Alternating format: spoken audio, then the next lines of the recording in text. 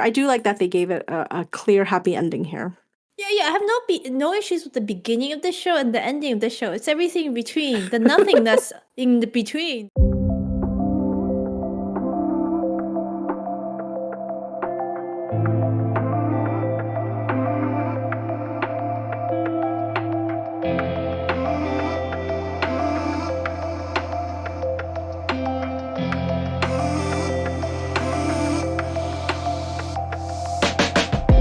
Hi, this is Juniper. Hello, this is Elle. Welcome to our show. And today we're going to do a wrap up of a Korean drama that we had started a preview discussion on a few weeks ago. In the meantime, I think we skipped around a bit. Elle went away for a bit and then now she's back. So, and the show just wrapped on Netflix last weekend, right? Mm-hmm. And it's Bon Appetit, Your Majesty. And I don't have much to say about the show. I would say that it was a downward trajectory for me. Last time when we spoke, I think we had watched, was it the first 4 episodes? And it had a good premise, intriguing premise, good interplay between the 2 main leads, all of that happening. So I was like, yes, I want to see what happens. I don't think I would have predicted this is how it would have panned out for the rest of its 12-episode run. At which point, I think by the end, I was just like, where's the story in this? What is this show delivering to me?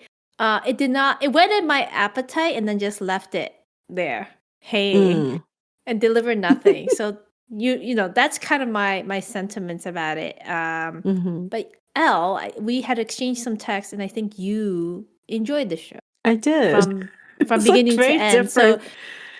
Well, I would agree that the issues you had were there, but I think I was telling you that I determined halfway through that this is basically like a live action. If there was a cartoon or anime version of this is the live action version. The way that Disney would have live action versions of their animations, because it is fluffy. I mean, it's really a manga or anime in live action form. The story is very it's not exceptionally deep. I mean, if anything, it's just that she's trapped there. What story? Well, she got trapped there, right, back in time by accident, not knowing how she got there. And then ostensibly there's a cooking competition every other day and some of it, if she doesn't do well, she'll die. So she has to cook for her life. Not some of it. All of them was either lose an arm, it was life and death every other day. Yes. You're just like, What is this? Did Bravo make this? It's just like, like it's like Chopped, Your life is just one episode of Chopped every day. It's like a poor excuse. Someone was like, had a fetish for cooking competitions and was like, we must make a K-drama about it, but we're gonna wrap it in time travel and some sort of so-called romance. And I say so-called because there is really no romance. Yes, the romance was a little forced. I would agree with that. I think the ending of it for me was still cute. But yes, within the middle of the story, there was no romance because she wasn't focused on him at all. I mean, she was really trying to survive, and her whole point was, I need to get back and I need that book, that she had, the ancient journal that she had in her purse. So her whole goal was to, like, if I win another cooking competition, the king, promised me he'll find me the book so I can return to my timeline. So she wasn't thinking of anyone but herself, And I mean, I think that makes sense. If you were back in the place you didn't intend to go, you would do all that you can to get out. But she's also not armed with information on how to get back because she didn't know how she got there in the first place. I'm not questioning how she fell in love or how he fell in love, right? I think it was clear to us as the audience that he fell in love. It's more that I question how the show delivered so little with so much time allotted. So yes. I had told you, I said, wow, it really made me think about Chinese dramas in contrast, right? We complain Chinese dramas are so long and they put so much plot and the kitchen sink in there. Like there's twists and turns, like just when you think, oh, this is a good stopping point for this story to kind of end, they're like, nope, now we're going to start a different story here. Everything turns, 180 and like that's what I mean, right? There's so much plot sometimes in these Chinese dramas, at least the costume ones. It's unnecessary. They're overwritten. This one was underwritten, right? Think about this. It's 12 episodes, 80 minutes long. If you do the math, that comes out to be about a 20 plus episode Chinese drama. You could say a lot.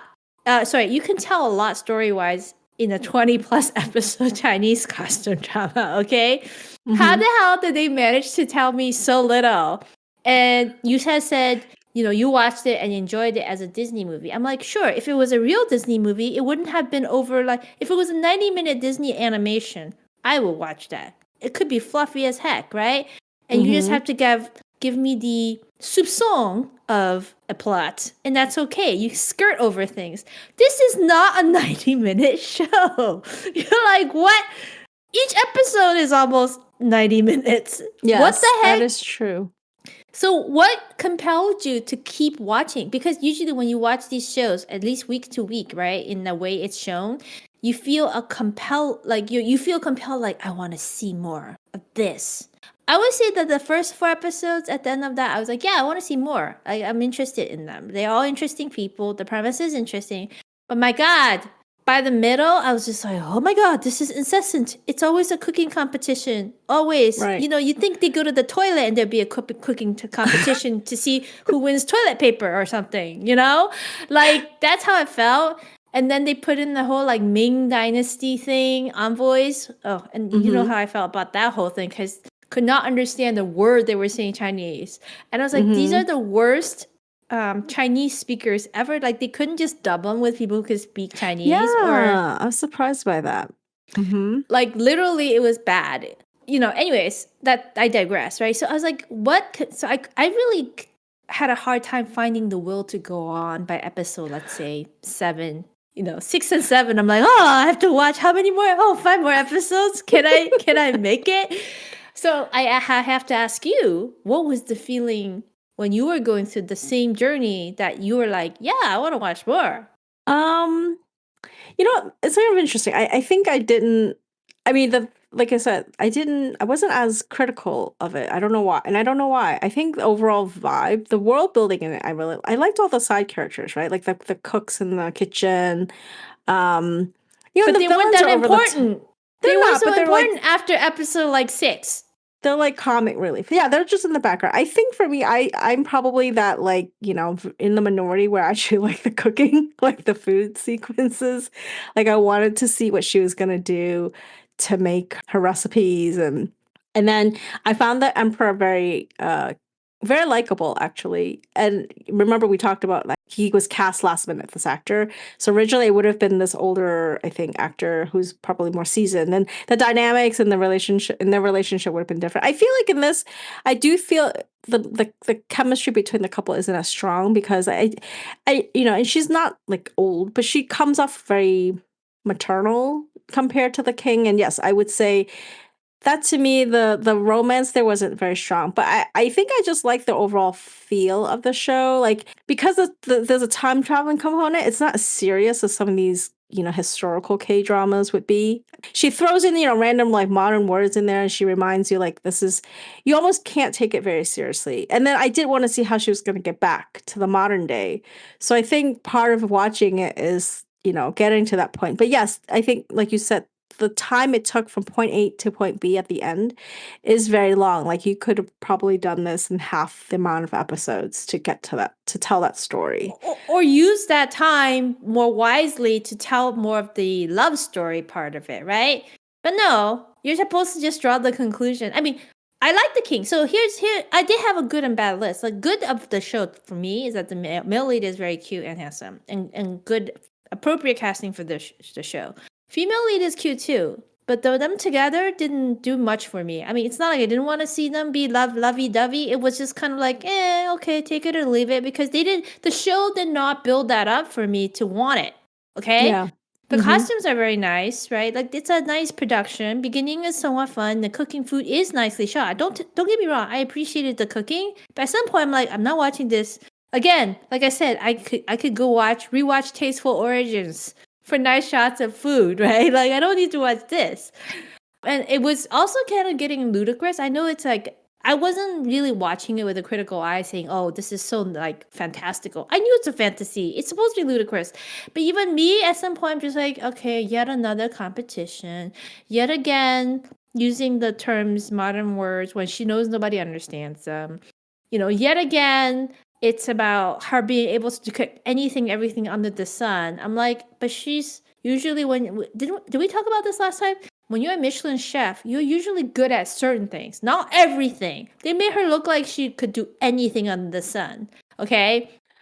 I mean, I think it's implied that she's using her knowledge that she learned from being a trained chef to apply it to other ingredients, right? Because she, for instance, they would say these ingredients don't exist in this timeline or in this era or in this country, so she had to kind of make do with the existing ingredients. And so I think that was part of the charm of her being in a time traveling situation versus, if she was just a really exceptional chef in the same time period.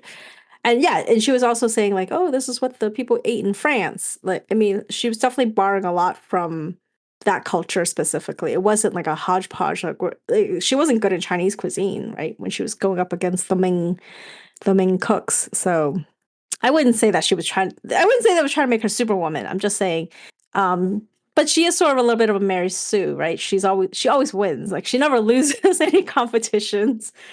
So her life wasn't ever really at stake, but it felt like it was because the emperor's kind of like breathing down her neck the king's breathing down her neck to be like, you better win this or else.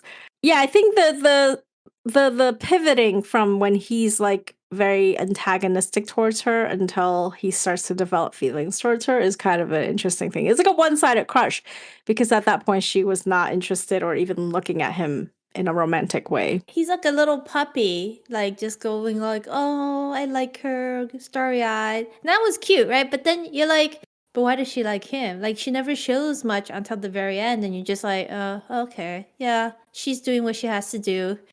I like the scene where someone reminded him when he put her in that prison cell.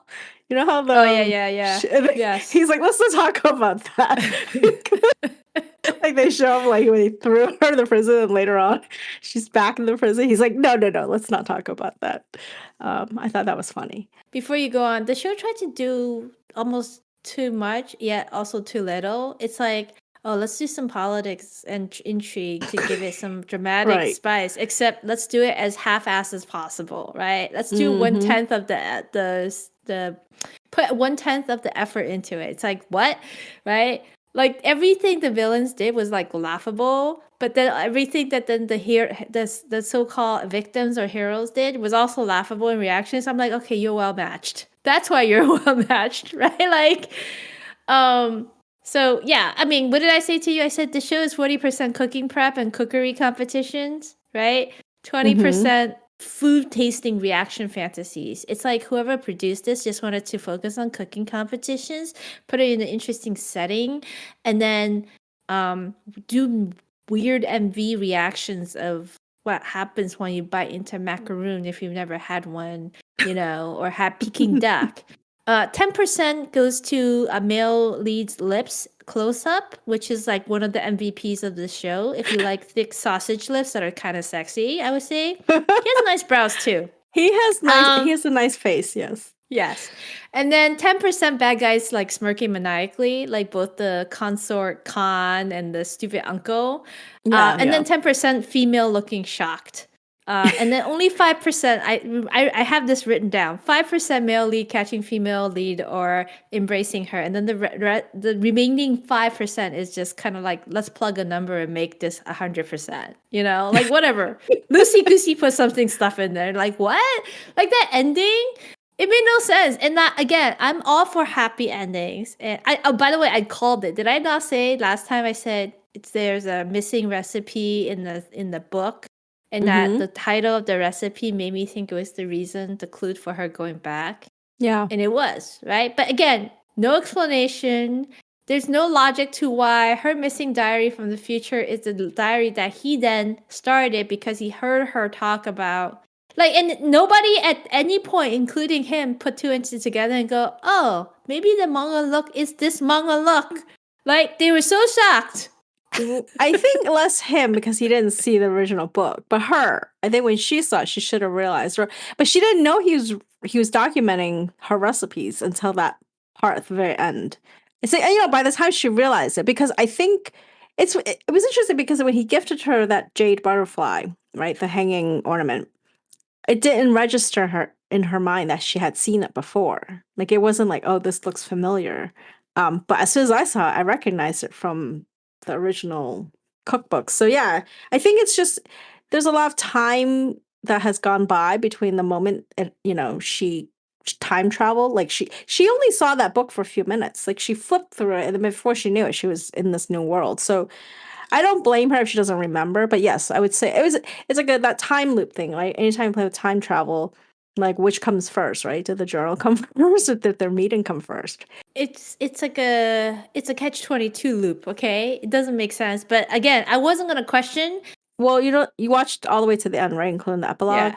Yeah. So you know how they were like, oh, how did he get here? And like, oh, that's his secret. We're not gonna talk about it. And I was like, well, that's kind of It's a cop-out. yeah, a cop out. Yeah, because like, why don't you explain how he got there? Like, that would have been interesting, but I feel like that's just an easy way to like, well, we're not even like explain how he Has a suit, knows how to use the internet. he traveled 500 years.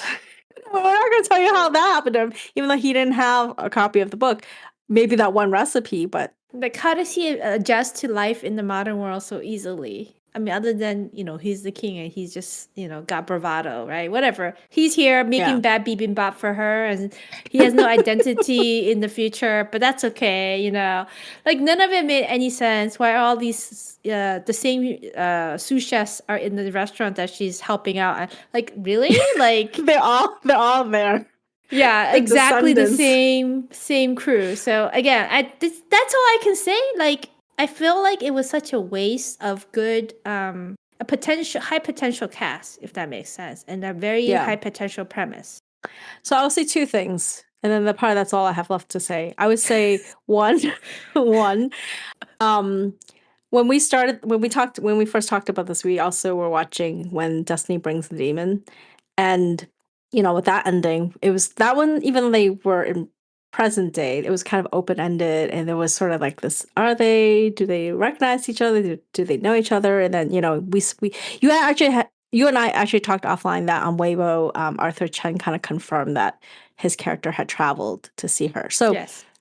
we didn't talk about that as a follow up, but that's what happened after we recorded. So in this one, I think what I did like about this ending with the epilogue is that it's whether or not it's believable. I do like that they give you the happy ending that they're together. You mean there's no ambiguity like C-dramas? Yeah, there's no ambiguity. It's like it's funny because the king actually exists in real life. So I guess in history he died young, and here they said that when she checked the history, his body wasn't found, and so it's kind of I don't know. I kind of like that from a time traveling perspective and a storytelling perspective that they kind of just made him disappear, from his timeline, and he traveled forward, and then now they can be happily together, and he's not like he's not the tyrannical king that history remembers him to be, and he actually is okay with his younger brother taking the throne. So like from that perspective, like those little things, I thought that was a nice touch to the ending of his character, as far-fetched as everything else was.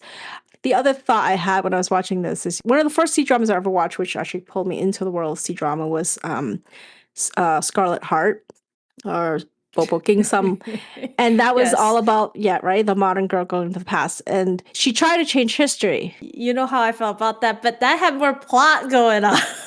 No, that definitely had more plot. That was actually also more historically, it was closer to real history, right? As the events were unfolding. And you saw why she fell for so-and-so versus so-and-so. Like, all the love story was there. You understood why she was maybe annoying as a female lead, Mary Sue, but yes, anyway, sorry, I digress. Go on. So I'm only focused on the ending. So in the original novel, she dies and that's it. Sorry if this is a spoiler, but in the original novel, she dies. So in the drama, they kept it open-ended where she went back to her present day. And then because that show was so popular, people were like, we need a sequel. And then you have that horrible, Scarlet Heart 2, which was terrible. So terrible. So when I watched this, Bon Appetit. I like that it's not drawn out where you're like, oh, what happened? Do they know each other? Do they recognize each other? No, you don't have the ambiguity. And also, oh, they do have the happy ending. And I don't need to see another 12 episodes of them trying to rebuild in life in the modern day, unless this was so popular in Korea that they decide to build a modern version of this with the same cast, which I would not be opposed to. For me, I think the ending for me helped kind of tie it all together, especially when I compare and contrast to how other time traveling shows, or not even time traveling, but just like, when people travel and then like, are they together? Are they not together? I do like that they gave it a clear, happy ending here. Yeah, I have no issues with the beginning of the show and the ending of the show. It's everything in between. The nothingness in the between that was like, what? What did I just spend my life on? In fact, I was telling you that it got so bad. I was like, I wish Netflix had more than 1.5 speed viewing speed. Like, how Chinese platforms will let you go to 2, sometimes 4, depending on the platform. Not that I ever watch a show at 4. 2 is already like too fast for me, okay? But this one, I was like, even 1.5 is too slow. And to a point where I started watching this random Chinese show that's a short form drama on Bilibili, which is also everyone wants to time travel or reincarnate. Like, there's no originality. Like, there was the era of the Mary Sue, now it's the era of rebirth, transmigration, time travel. Guys, can we move on from this a little bit? Anyways, so I watched that other show, Echoes of the Self, and I was thinking to myself, which one's worse? Right? Both shows have really good looking people, they're actually decent actors in both shows. And the storyline could be very intriguing.